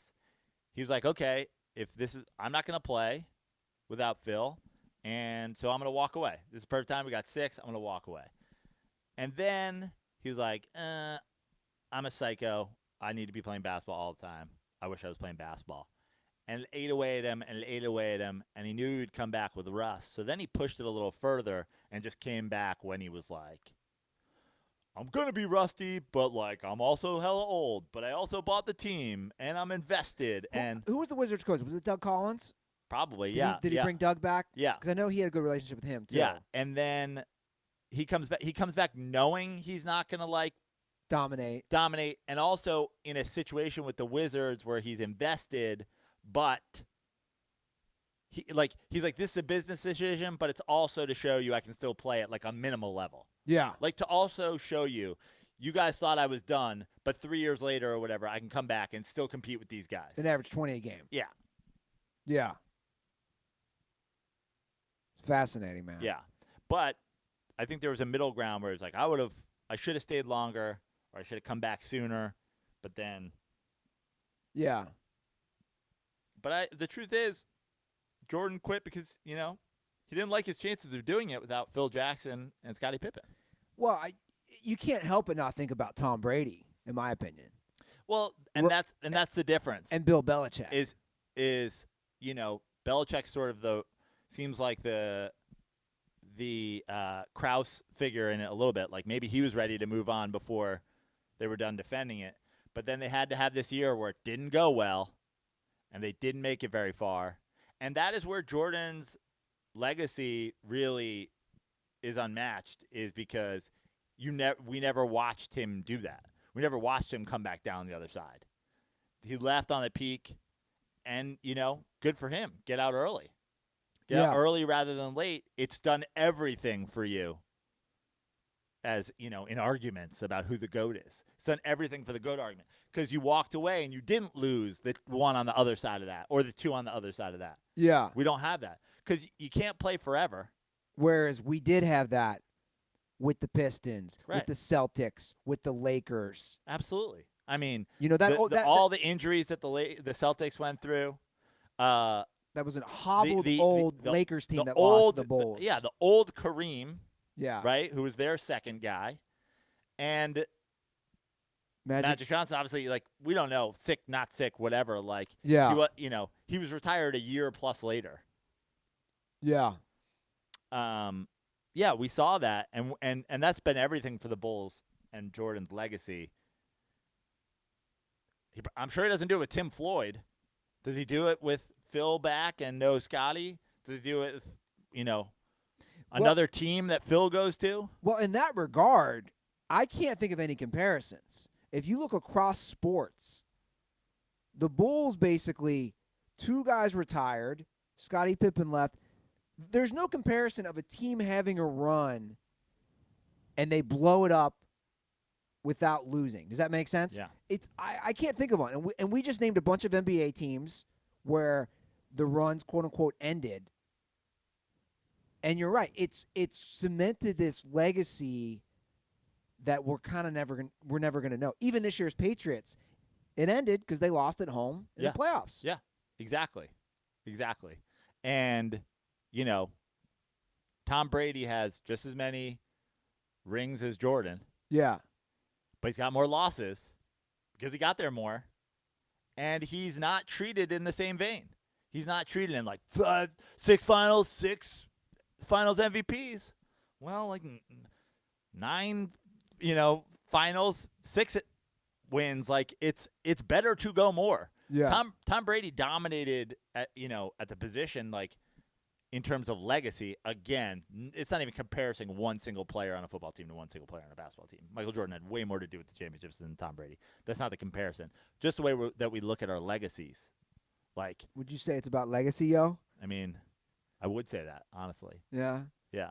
But I just think that there's a misjudgment in how these legacies are determined. But that's a big part of Jordan's, the legacy of never losing it. Even though it's dude, you lost in the Eastern Conference Finals to the Magic in '95 again. Let's not act like that didn't happen. Was that even the finals, or I think that was a semis? Semis, you're right. Yeah. Because they went on and win. I mean, that's my point. Is and by the way, it wasn't a 7-game series. It was 6. He took 18 months off. It's guys, he averaged 30 in the series. How much more do you want him to do? I don't think he was tired. Yeah. I have some notes on the whole thing. I just want to rip through. Just things that happened while I was watching it. We're an hour into the discussion. He's I got some notes. Right. I've always accused Mike Wilbon of being a low-key racist. He says Babe, which I feel like he had to include. He doesn't do the Mount Rushmore. He does the only guys on this so great there's no one like him. He does Babe, Ali, Jordan. And I just want to say, I'm not even a hockey fan, but it's a little bit of disrespect to Wayne Gretzky there. A 10-time MVP, had more assists in a season than anybody's ever had points. No one's ever dominated. Gretzky was better at hockey than Jordan was at basketball. So, throw hockey a bone, Wilbon. Well, I mean, that's true. That's a debatable discussion. I don't follow hockey, but yeah, you don't follow hockey. But you're Jordan was worse than Gretzky. I don't even know what that means. I mean, I'm not a hockey fan. I think Gretzky was league MVP 10 times. He's got the most points ever. He's got more points in just assists than anybody has points ever. Like, it's stupid how much he dominated. Just saying, Wilbon, like, may as well make it the 4 here and throw hockey a bone, because I just felt I felt like it was like a thing where it's like Jordan and Ali, and then he just kind of threw us white people Babe Ruth. Like, Babe Ruth. Get out of here. 10 hours of this documentary. This is what I also said to you before. We're not going to get any interviews with Leroy Smith, huh? We've got 5 players. Explain to everybody who Leroy Smith is. Leroy Smith is the mythical figure that apparently was the last make on Michael Jordan's high school basketball team instead of Jordan. The cut came down to one guy. One guy's got to go to JV, and it was Leroy Smith, who's a player that Michael Jordan created in his mind, who was 6'7" and took his final spot on the roster. And he made the team, and Jordan didn't. Even though if you watch the NBA Storyteller on YouTube, which Andy Ladd shared with us, the second tallest player on the Laney basketball team was 6'4". So the idea that Leroy was the last cut at 6'7", kind of reckless. But we have 5 players interviewed from Scottie Pippen's NAIA Central Arkansas team, and we can't get the man Michael Jordan mentions in his Hall of Fame speech as the guy who drove him to be the greatest of all time. Never again will a Leroy Smith come between me and my dream of being the greatest basketball player ever. I put Leroy's face in my locker. I stabbed it every day to practice my killer instinct. When I would play golf alone, I was playing against Leroy, and he birdied every hole. And so I had to be better than a birdie. There's this mythical thing that Michael Jordan created, and no one ever interviews him. 10 hours. We have the assistant coach of his high school team. We have the coach of his high school team. We have the girl who sold Kit Kats at the high school team. Because they were raising money for the local church, and she was selling them for $1, and she's like, I saw Jordan play, and it was amazing. This is the most in-depth documentary of the Chicago Bulls in history. Yeah. And can we just admit, Michael Jordan, that Leroy Smith did not exist? It's made up, yeah. There's a tweet going around that Michael Jordan used to use the name Leroy Smith when checking into hotels. That's how much Leroy fueled his career. Can we talk about, here's a weird random take. Can we talk about how good Michael Jordan's mom looks? How old is she? My girlfriend, same thing. She said she looks younger than Michael. She said that. She looks younger than Michael. It was unbelievable. She's got to be in her 80s. Yeah. Jordan's mom looks like. Can you look that up, Moharis? 5 kids, all before the age of 14. She was just like, "Let's go." Like, how old is Jordan's mom? I was watching that. Like, this woman has an age. It's like black don't crack. I bet you she's 85. I've got more notes. Go for it. Charles Oakley slapping Scottie Pippen in the face. In the face. What does 5 fingers say to the face? Smack. Slap. I feel like it was funny in the documentary, and it really gives you a glimpse into the Oakley, Michael Jordan's protector, rookie Hazer relationship. But I got to say, it came back to kill us like 30-fold. Like, when I saw that, I was like, oh, no wonder Scottie Pippen made it his life's goal to eviscerate the New York Knicks. You fucking slapped him in the face when he was a rookie. Like, had I known about this, I wouldn't have even bothered watching the series. He straight up slapped him in the face. He's like, what are you, a senior at my frat house? Get the fuck out of here, Oakley. Oakley promptly traded on and promptly embarrassed by Scottie Pippen every June. I mean, unbelievable. I watched that. I was like, that haunted him. That must haunt him till this day. Must be why he drinks and yells at people at the Garden, because he thought he was a tough guy back in the day. He's hazing the rookie out of Central Arkansas. He's like, your name's Scotty? How about just Scott, bro? Smack! And from that moment on, Scottie Pippen, he was his Leroy Smith. He was, that slap fueled the rest of his career. Turned Pippen into a top 5 NBA player who spent all year practicing so that he could dominate Charles Oakley at Madison Square Garden and ruin a young Joe Prano's life. The slap the butterfly effect of that slap on my childhood happiness. It's ridiculous. How old is she? She's 78 years old. Okay, she's not as old as I thought, but still. She's 78. So she pumped him out. Yeah. Well, they had 5. They didn't have that many. They had 5 kids. Yeah. But Jordan's, I think, like, what, 57 or something like that? Michael Jordan is 57, yeah. Yeah. So she had Jordan at 21. My final note on the Michael Jordan dominates the Celtics 63-point game made me really happy that Walton was cursing at the idea of getting switched on I saw that. I thought of you. I was like, Bill, now look. I get that, you spend your days riding your bike around beautiful San Diego, having a burrito bowl, getting a matcha latte, and just cruising one of the most beautiful coastlines in all of this round globe. But when life was tough, you were dropping some fucks. You were dropping some F-bombs, Billy. Get out of here with your high and mighty. Do you boys, do you keep it properly clean when you throw it down on your podcast? I was like, well, Bill, we swear from time to time. You guys think about, going clean, which set the mood for Andy Ruther, who's turned into now a Christian comedian. And what? A Christian comedian? But I just got to say, when times are tough, Billy, you were dropping your swear bombs. He's turned into, when life's easy. Burrito bowls and bicycles. It's easy to be super happy all the time, isn't it, Bill? And I'm glad. Throw down a fuck from time to time, Bill. Go to that Starbucks and say, oh, got switched on Jordan, this motherfucker. Throw it down, Bill. When's the last time Bill threw a motherfucker down?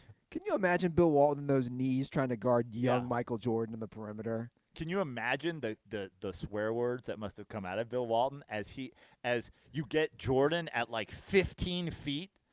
You have spent the last 15 years of your life getting banged up down in the low post and standing for 4 to 5 hours at a time at Grateful Dead shows while they go on endless guitar solos, and your body is and suddenly you have a young 22-year-old Michael Jordan in space, like, fucking cunt. Jesus. Can you motherfuckers help me here? Throw it down. Throw down the double team. I'm getting fucking murdered out here.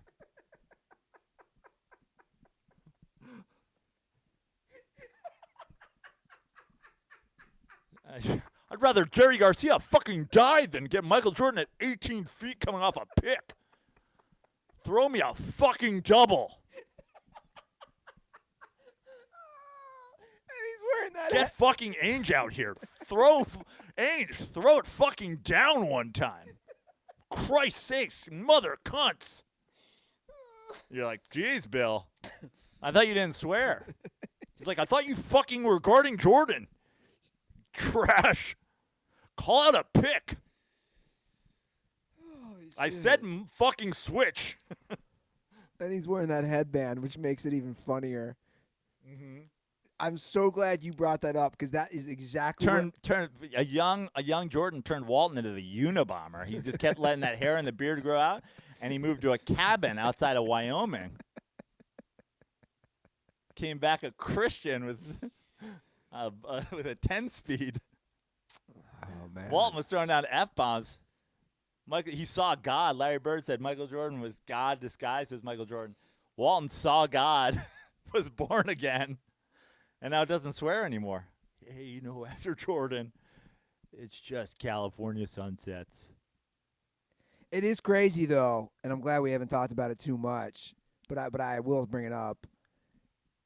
The comparisons of young Jordan or a guy who's doing it all by himself and the team losing with, like, stuff LeBron's had to do, I mean, they're so close. Yeah. Look, it was ridiculous. I mean, when you watch it, I don't think Michael Jordan took a three in those games. 63 points in overtime, pushing a team with 4 Hall of Famers to the brink just in games in the playoffs. The depth of that, the bodies to throw at him, Bird was, I mean, obviously a special, like, MVP, smart. Like, he knew that, I mean, just the way he said it, he's like, we had to let Michael get his. There was no stopping him. Yeah. They just had to find, and they did, by the way. They found their way. They let him get his.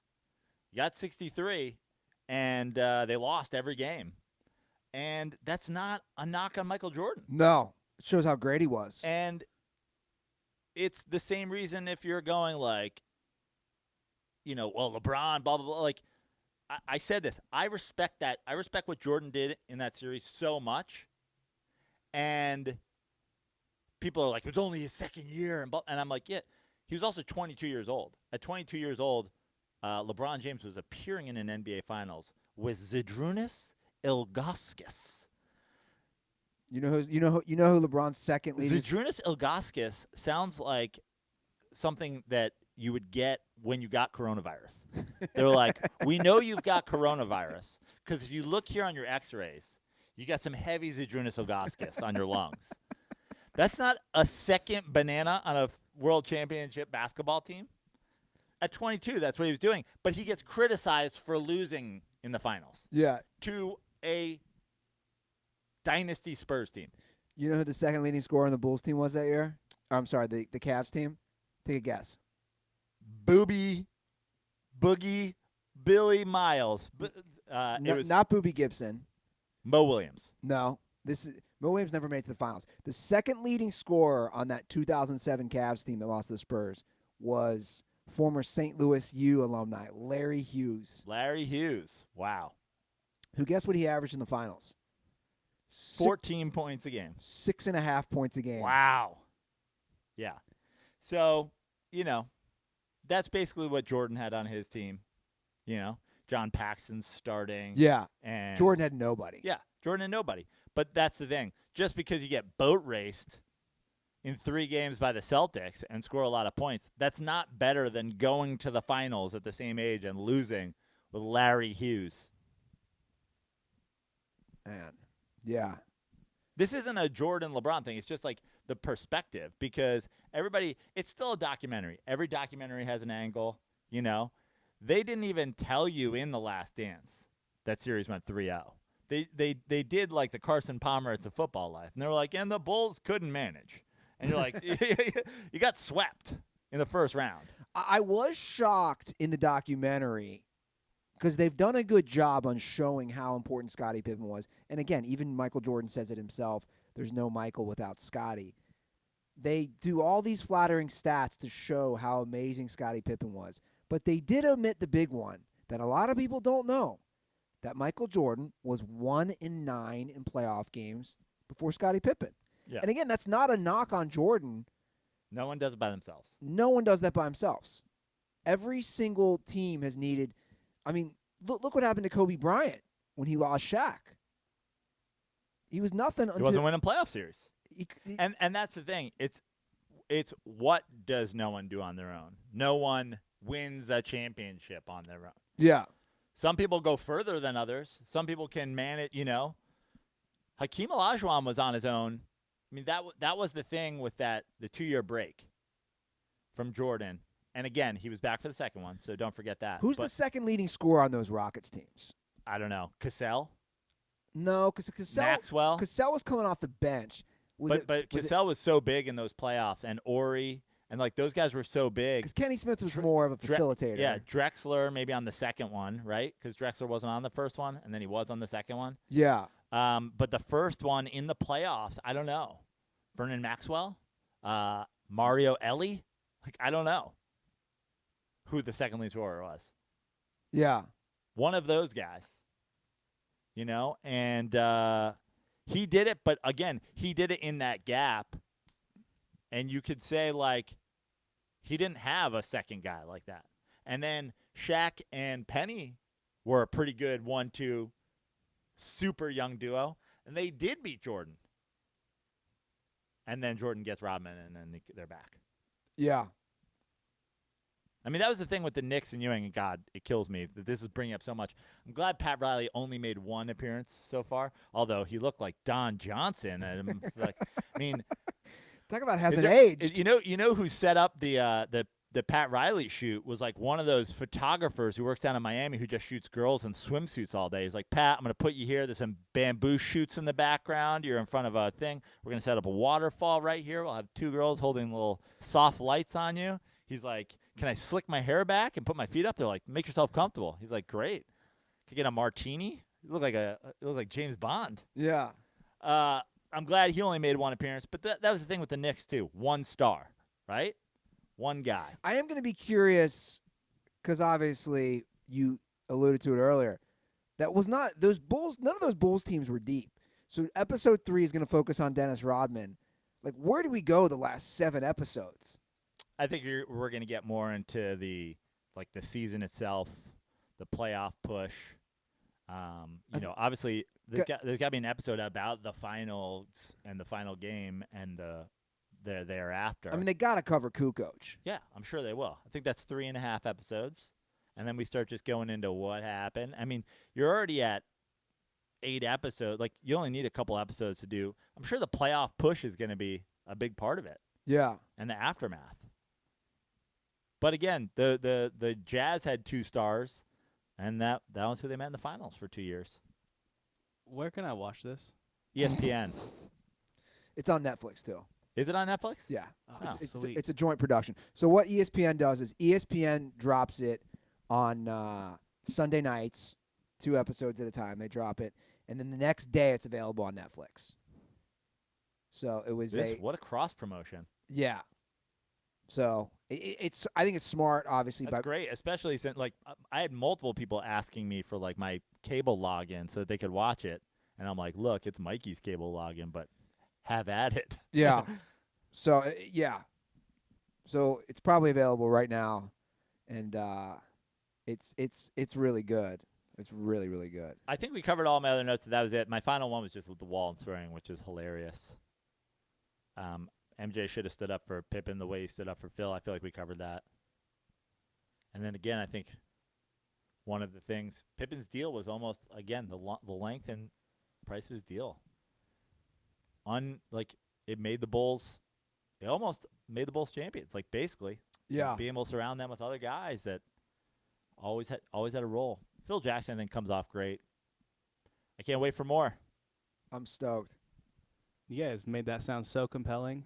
I don't know if it's just because it's 420 or what's going on, but I feel like all the stories you guys have gone through today, from you're high. The cop story to I'm just like, these all sound so compelling. I'm like, I need to watch this documentary immediately. He's like, when's Twerks is the guy who gets high and watches infomercials. Yeah. He's like, babe, you don't understand. They made a boat out of glass. I mean, they put this glue stuff in there. Should have seen the way the guy slaps it on. We got to get it. I could be wrong, by the way. Somebody on YouTube said it's not on Netflix in the United States. Wow. Okay. No. Yeah. Do you have access to the ESPN app? I believe so. I'll take care of you. Yeah. Okay. By the way, he called me getting handcuffed for running compelling. He threw me in that. Everything sounds so compelling. I've been on the edge of my seat this whole damn episode. You know what keeps me on the edge of my seat, Andy? What? You know what always has me on edge? Like I'm watching the last seconds of a 90s Bulls Knicks playoff series, shaving my balls. Oh, really? I'm always very nervous about it until recently. And now every day is like a Bill Walton bike ride along the coastline of sunny Southern California, because with the Manscaped lawnmower 3.0, this is the 3.0 is the 96 Bulls, right? Because then we'll see. There's more to come. Yeah. I shave my nether regions with ease. Not gonna lie. So great. It's like a hot knife through butter. Guys, and the It's best. like Michael Jordan through a 90s Pacers team. And I'll tell you, here's what I love about Manscaped. Obviously, there's no sports on. There's a sport of shaving your nuts. There is. There's a lot of excitement, though. We're going to cover it here in a minute. There is NFL draft coming up on Thursday. Mm-hmm. And our friends at Manscaped are here to give your balls a new beginning, just like we have a new beginning for the NFL season with the draft. Guys, Manscaped offers precision-engineered tools for your family jewels. And what I love is the perfect package is the 3.0 kit, which comes with, as I've said, the new and improved Lawnmower 3.0, which is waterproof, cordless body trimmer, and a ton of other liquid formulations to round out your manscaping routine. And I have some of those here. We have the Crop Cleanser, the invigorating hair and body wash, the Crop Reviver, the Crop Preserver, which I love this stuff. This is the ball deodorant. Guys, handle your junk correctly with Manscaped. They literally have it all. They even have this amazing travel bag. I know Joe loves this. It's very spacious. It can fit all your Manscaped products. Take advantage of a great offer and get 20% off and free shipping with the code DIRTY at manscaped.com. Do yourself a favor and always use the right tools for the job. Once again, get 20% off and free shipping with the code DIRTY at manscaped.com. That's 20% off with free shipping at manscaped.com and use promo code DIRTY. Manscaped is the best when it comes to men's grooming. Get yourself the Joe Burrow of trimmers, the Lawnmower 3.0. And as a quick reminder, anytime you use Manscaped and you send me a promo code, send me a screenshot, I'll send you some koozies on top of that. I will say I love all this stuff. The Crop Preserver. You said I love this bag, and I do, and the reason is because it looks classy. It's like a little leather. Like it's honestly got like the same texture as an NBA basketball. Oh, it does. Yeah, exactly. Little dots, and also sometimes these things are too big, sometimes they're too small, and then you're like, what do I bring? This is the perfect size for put it in your suitcase. Yeah, literally everything you need, including all these fine products for undercarriage. Undercarriage. That's right. It's like when you go to the car wash. Like I'm surprised one of these isn't called the rust inhibitor. What the fuck is that? You ever see that at the car wash? Like, oh, $10, you get a rust inhibitor. We'll spray. That's not a California thing as much as like an East Coast thing. We'll spray down the undercarriage of your car, dude, with this stuff so that it doesn't rust in the elements. Speaking of that, this show, obviously I don't have access to like wash my own. You can't get your car washed with all this shit closed. My car is disgusting.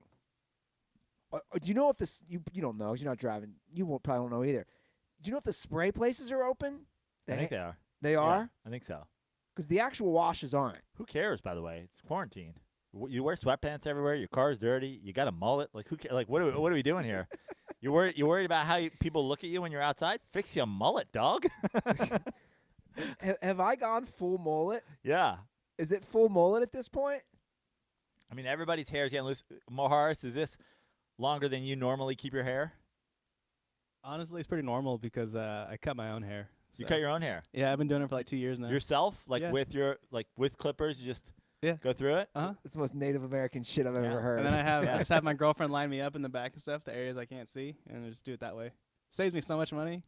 It's expensive. That's why you got the Jack Johnson look where it's like almost the same all the way around. Yeah, it's exactly. Like the classic twerks. I told you, man, I'll go full mullet. Like this thing, 2 more months, we'll trim the top. We'll give me full mullet. I think you can already go soft mullet. You can already go Theo Von. Just take the top up a little. Let twerks take the foreclip to you up top. Get that mullet going. Yeah. Yeah. You could be like a Theo Von impersonator. God knows I'm not getting laid right now, so not like it matters. Yeah. This quarantine, man. I think twerks cutting your hair is a quality episode of the show. Quality YouTube content. If only we had somebody to film it. Nick, can you come back? I'll come film it. I've got and then I'll shoot it. I'll DP it, and we'll send it to Nick for editing. A Dirty Sports production. Good luck with his internet, bro. He got that satellite internet. Well, I've come up with a plan for Nick. When we send him stuff, we send him a bonus like $5 for like a cold brew, and we send him to the library. Dog, go to the library and. Libraries aren't open. Are libraries closed? Yeah. Wow. Can't get a public book these days. Which I'm in quarantine. Which you know what? I legitimately have issues with that. No one goes to the library anyway. Like if you want a social distance, go to the library. But that's my point. So because the problem now is Amazon is backlogged on non-essential items. So like I tried to buy a book the other day. I think I told you this. They're saying estimated time of arrival May 10th. for a book. I got all this time. I want to read books, but then the library's I closed. mean, you have an iPad. Get no download. Screen, man. These things are evil. Aaron knows. It hurts your eye. Like I'm not. I wear sunglasses exclusively, 24 hours a day. I'm one of those people who's like I can't be looking at a screen too much, and I will never read a book on a screen. Okay. Something about just reading the book. I do both. I will go if I want a book immediately. Tablet, I'll buy it on the tablet. Yeah. Or I mostly read paper books because I can put them in my eye line at home, and I'm just like, fuck, gotta get back to that. Are you gonna watch the draft? Yeah. How's this gonna play out? Well, did you see Schefter tweeted that? No, I didn't see it. They did a mock. They did like a test draft, and there was technical difficulties with the Cincinnati Bengals' first pick. So they made it 0 picks without an accident. So this is going to get interesting. There's also talk Dave Gettleman uses AOL dial-up to connect to the internet. So that can't be good. That could be a problem. Yeah. That the Detroit Lions are they have their home draft war room in Caledonia, Michigan, where they only use 5-bit satellite internet. So they'll be doing it at the Caledonia Public Library in hopes that they can connect to the internet there. Yeah. But the library's closed, so they've set up their war room in the Caledonia Public Library parking lot. And they're just connecting to their Wi-Fi. So this could be a debacle. It could be a debacle, but I feel like the NFL, I do feel the draft has become, I was looking forward to going to Vegas and being at the draft this year, but I do feel they've taken this draft thing too far. I know it sells TV rights and whatever, but look at the Jordan Pippen draft we had back in the day. It looked like an old Friars roast. It was just a bunch of people, 12 guys on a dais at the front of the room behind a table with a curtain hung on it. 6 guys out there yelling out, "We'll take Jordan!" And with the 3rd pick, they go a little overboard with these drafts. I don't need to know from Mel Kiper what this guy was eating at how he was spending his $12 a day University of Alabama allowance, even though he's 545 pounds. Yeah, I didn't see that tweet.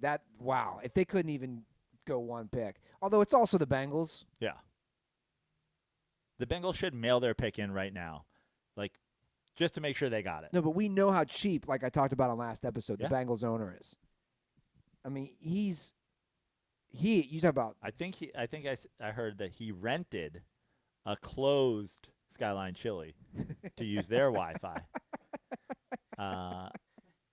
The entire personnel department, coaching staff, are in a Skyline Chili in outer Cincinnati. I hope it's on the one that me and Cutter used to work at on Beachmont Avenue in Anderson Township. The pick, they missed their first pick. The reason they had trouble is the guy who was in charge of putting it in, he was eating chili on top of spaghetti, which, as you know, is a mess. It goes everywhere. And it got everywhere. It got on his keyboard. Yeah. He didn't know if he should wipe it with his hands or a napkin. He goes with the napkin, hits a bunch of buttons, right? They accidentally took 201. Yeah.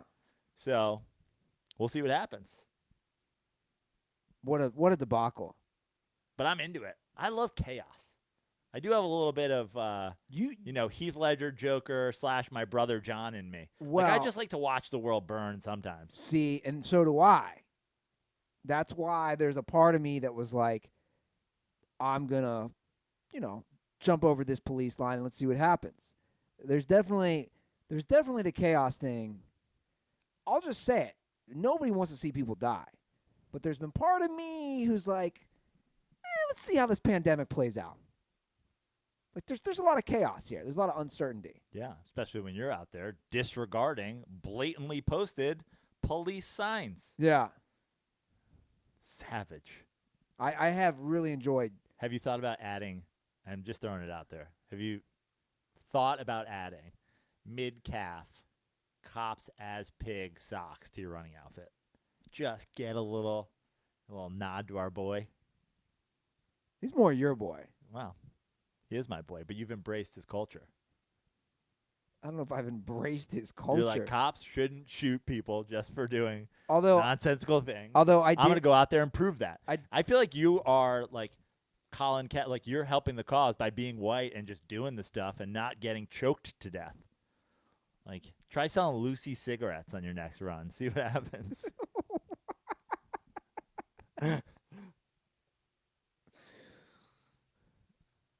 That's what was happening to the guy in New York who got choked to death. Eric Garner? Yeah. He was selling loose cigarettes. So the cops murdered him in cold blood. It's unbelievable. I tell you about the game. That's about the game of chicken on air. When you run now, it's like a giant game of chicken. You're running, and somebody's coming the opposite direction. It's like who's gonna flinch first and move over. Where you never had that problem in the old days. I don't run much. So like, people are so scared of the COVID, right? Like I'm undefeated. You talk about it's like your old jokes about, drinking and driving. Undefeated. Like, I'm undefeated with this. I'm not moving out of my way. Like, it's kind of a funny game. Isn't the polite thing for you guys to both move a little bit? It would be. Again, I'm trying. Dude, I'm bored. I know. You're out there with a mask on. You're out there with the bandana on. You feel like an old train robber in the Old West, just jumping police lines, playing chicken. Yeah, dial it down, dog. Do you have a treadmill or something you can run on? Dude, there's nothing. Twerks, are you exercising during quarantine? Yeah. My 12-ounce curls? I made like a little routine for my girlfriend and I. We just do it throughout the day. What is that? Tell me about this routine. So it's like each day is labeled like chest core, he's arms holding core, her in the air, she's whatever. holding him in the air, Yeah, I just have totals for each workout we want to do, and then we just you just do what you need to do to reach that quota for the day. It's just Monday through Friday. I started adding push-ups. Sorry, go ahead. I started adding push-ups and sit-ups on top of the running. So basically, I'm going full prison shit now. I've started walking upwards of 2 blocks at a time to get beer. It's a marathon for me, but I will say that documentary had me turned last night. I feel like you're on the road to full-blown vigilante right now. You're gonna be out there pretty soon in a specific outfit. Doing what? Justice. I don't know. Justice for who? The people. I don't know. Miles. Yeah. Justice for your neighbor. No. I mean, you basically, the Joker and Lex Luthor and the Penguin live in a tent outside your place. They're stealing the whole neighborhood's bikes. That's the justice. Are you Batman? Oh, I thought about. Or are you Robin? I thought about Yeah. Robin doesn't go out without Batman. I agree. I thought about ways to handle those tents. Trust me, that stuff has gone through my head. Somebody tried to light one on fire. Somebody went full Joker. No, that was a homeless person. Yeah. Who lit her own shit on fire. Mildred is literally taking Savage Town to a new level. I feel like that's Savage Town, and you just live in Savage Town adjacent. I agree. Like, it's a new level. There's a structure out there. I can't get over it. It really is an abode. And by a structure, I mean it's that really old 90s jeans store that used to be in the mall. They're selling sweater vests out there. They're selling. You know how they do pop-up stores? It's a pop-up store. Yeah. It's a pop-up store for bikes. With your bike. What do you guys sell? Your bikes. It's full-blown inventory, I think, out there. Yeah. I walked by the other day. He's like, what do you need, a cruiser? What do you need? A 10-speed? You doing a triathlon? I got tri-bikes in here. It's unbelievable. Tri-bike? He's like, what do you need? You need one with a basket? You going to pick up groceries? Like, this guy's selling me bikes. Let me ask you something. It's the 420 episode, and we don't have really too much else to talk. If you could get stoned with Bill Walton. it's Bill Walton. It's gotta be. Come on, how you not? Any former or current athlete. Bill Walton? Yeah. It's gotta be. Yeah. I just feel like he knows all the right people. Like, we're going to be in a teepee in San Diego. You'd have some good conversations. Yeah. I mean, basically, you can talk. If you're doing it with sports, like, I'm thinking of an athlete that's retired that I can talk the game with them, get, really down and dirty. Like, if I want to talk to Joe Montana about football, but then suddenly Joe Montana's high, Joe's going to be all paranoid. He's going to be thinking I'm who is this guy? Not sure I feel him. It looks like he's going to sneak in my closet, steal my Skechers. Like, I don't know. Bill Walton's just going to embrace you. What do you want to know? You want to know the words I was saying when I was switched on to Michael Jordan in a playoff game? I'll tell you. We're in the safety of this TP. This is the circle of trust. I said cunt 200 times. I called Rick Carlisle a cunt to his face in that game. Carlisle's out there on the wing with him, right? He doesn't even get a pick. He just goes by Carlisle. Carlisle, like a fucking turnstile, like a matador. I have been to Spain, and I have seen the matadors. And Rick Carlisle inviting Michael Jordan into my lane unimpeded he should have been wearing a pointed hat and a sparkly vest because he did nothing other than wave a flag at Jordan as he came by. And then I've just got Michael Jordan, full head of steam, coming down on me. And I go, I'm about to be on one of those glossy posters they're making for nothing now and selling at Foot Lockers. I'm about to be the next guy on a basketball card. And I look at Carlisle and I said, fuck you, Carlisle, you fucking cunt. Are you kidding me? Foul him. Put up a fight. Do something. Rick, what are you doing, Rick? I will say it's a little disappointing that we haven't seen Bill Walton actually on the documentary. But you know what I have enjoyed? Are you catching this? When they're showing a lot of old Bulls clips, yeah, Bill Walton calling the games. Yeah, and you can see the aftershocks, like those acid flashbacks. He's like, here comes a great Michael Jordan, killer of men, demolisher of Goliaths. You should live in fear of Michael Jordan. You're like, easy, Bill. Here he comes. The people that this entire stadium is here to see, like the Roman Coliseum. We're going to watch him slay dragons the way he slayed Rick Carlisle playing turnstile defense. 85. Cunt Carlisle. And you're like, jeez, it's NBC. Dude, people forget games weren't on like how they are now. Like, if you wanted to watch Bulls games back in the day. NBA and NBC was like, you got a weekly game, then you got all the playoffs. Or WGN. Yeah. And I don't know how it was for you being in New York. Like, as a dude in Ohio, you got WGN? Yeah.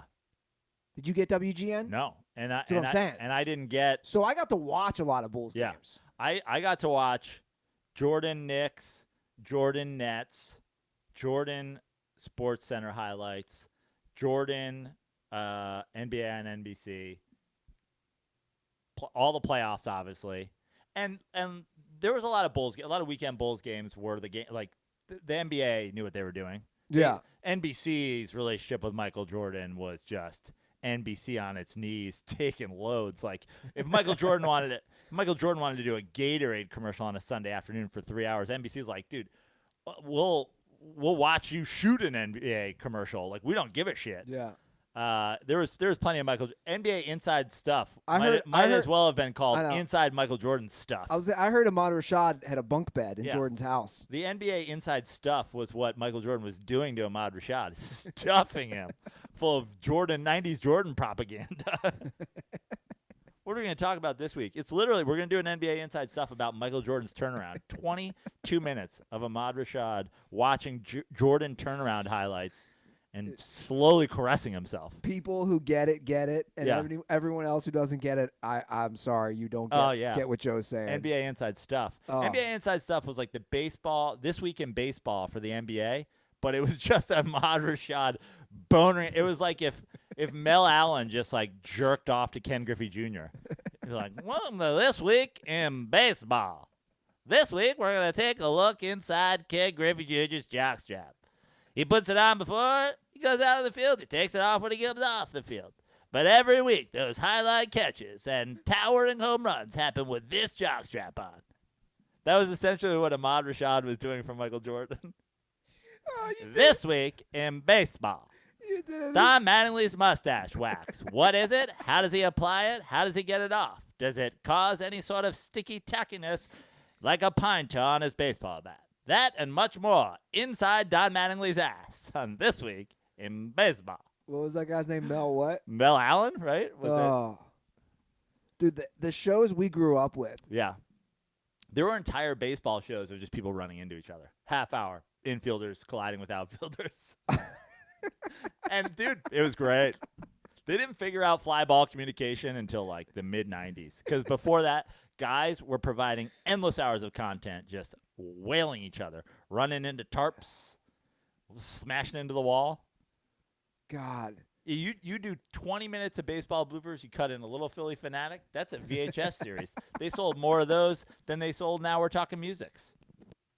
Philly Fanatic for 4 minutes. The Philly Fanatic was and they just sell it to you on VHS. Like $12. How long is this? It's 24 minutes of baseball highlights. 4 minutes of Philly Fanatic. You're like, fuck it. I'll take it. Mom, buy it.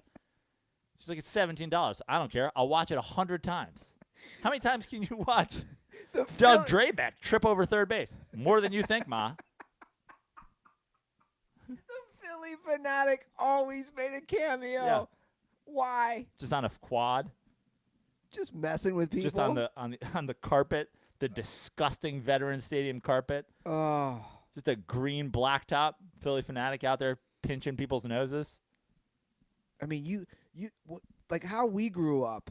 I know I sound like the old boomer here, but when you had to watch This Week in Baseball or NBA Inside stuff, there's so much content out there. But that's why, and tie it all back. And every single person of our era is guilty of it to some point, including myself, the world's biggest Michael Jordan truther. You are enamored with the man. You were. Because they're still doing it. They have built a legend around this guy. Yeah. And in his defense, he's incredible at basketball. He's hella charming, funny, killed his commercials. Oh, yeah. But, like, there is a guy right now on the internet who saw like that Be Like Mike commercial. It made him cry every time. And now he has a grainy picture that his wife took of him driving his truck with wraparound sunglasses on that will murder you in your sleep if you don't say Michael Jordan is the GOAT. Because as a 12-year-old boy, it made him uncomfortable how much he wanted to be like Mike, how he would sing it in his room. Like Mike, if I could be like Mike. Oh, yeah. Be like Mike. Oh, yeah. Okay, Aaron. That guy will murder you now. Do not talk about anybody else being the GOAT. I got to ask Aaron this because it's crazy. Like, you have a good point. I can remember as a kid at baseball practice for some reason one day. We couldn't stop saying it. Like, my point is, we were saying a commercial, and you put Jordan on such an upper echelon, like how we grew up. I got to ask Aaron. Aaron, how old are you? 26. So you were born? 92? No, 27. 27, just from 27. Jeez, how high is Aaron? Yeah. 27. So you're born. I couldn't figure out if he couldn't figure out how old he was or what year he was born. 92. So you're born in 92. 92. So you basically remember none of Michael Jordan because none. He's 5. You're 5 6 when he's done. So let me ask you this though, because we're talking about the like Mike commercials and how he was such an influence, and I was all Jordan, all Bulls, like the documentary says. Did you have anything like that? Because it's a different era. Like, was there a commercial of an athlete? Because I'm gonna guess that he doesn't. Where you're like, oh my God, I was obsessed with that person. No, because I started doing a lot of like the like combination commercials where it was like all kinds of players at once, like dribbling the basketball commercials, and they would pass the ball around. It was always like multiple athletes. Yeah, it was never just one. And that was the thing too. The branding of NBA guys to shoes. That was something that started with Michael Jordan. Didn't really last a whole lot. There's a big drop off after Michael Jordan. It saw a little bit of a resurgence lately with like Kobe's and LeBron's and KD's and Steph being an Under Armour guy. It's all, but it's not nearly at the level it was. I mean, the Jordan brand thing. Every athlete tried to do it, and Nike tried to do it with other. I mean, Deion had a shoe, Bo Jackson had a cross trainer, like whatever.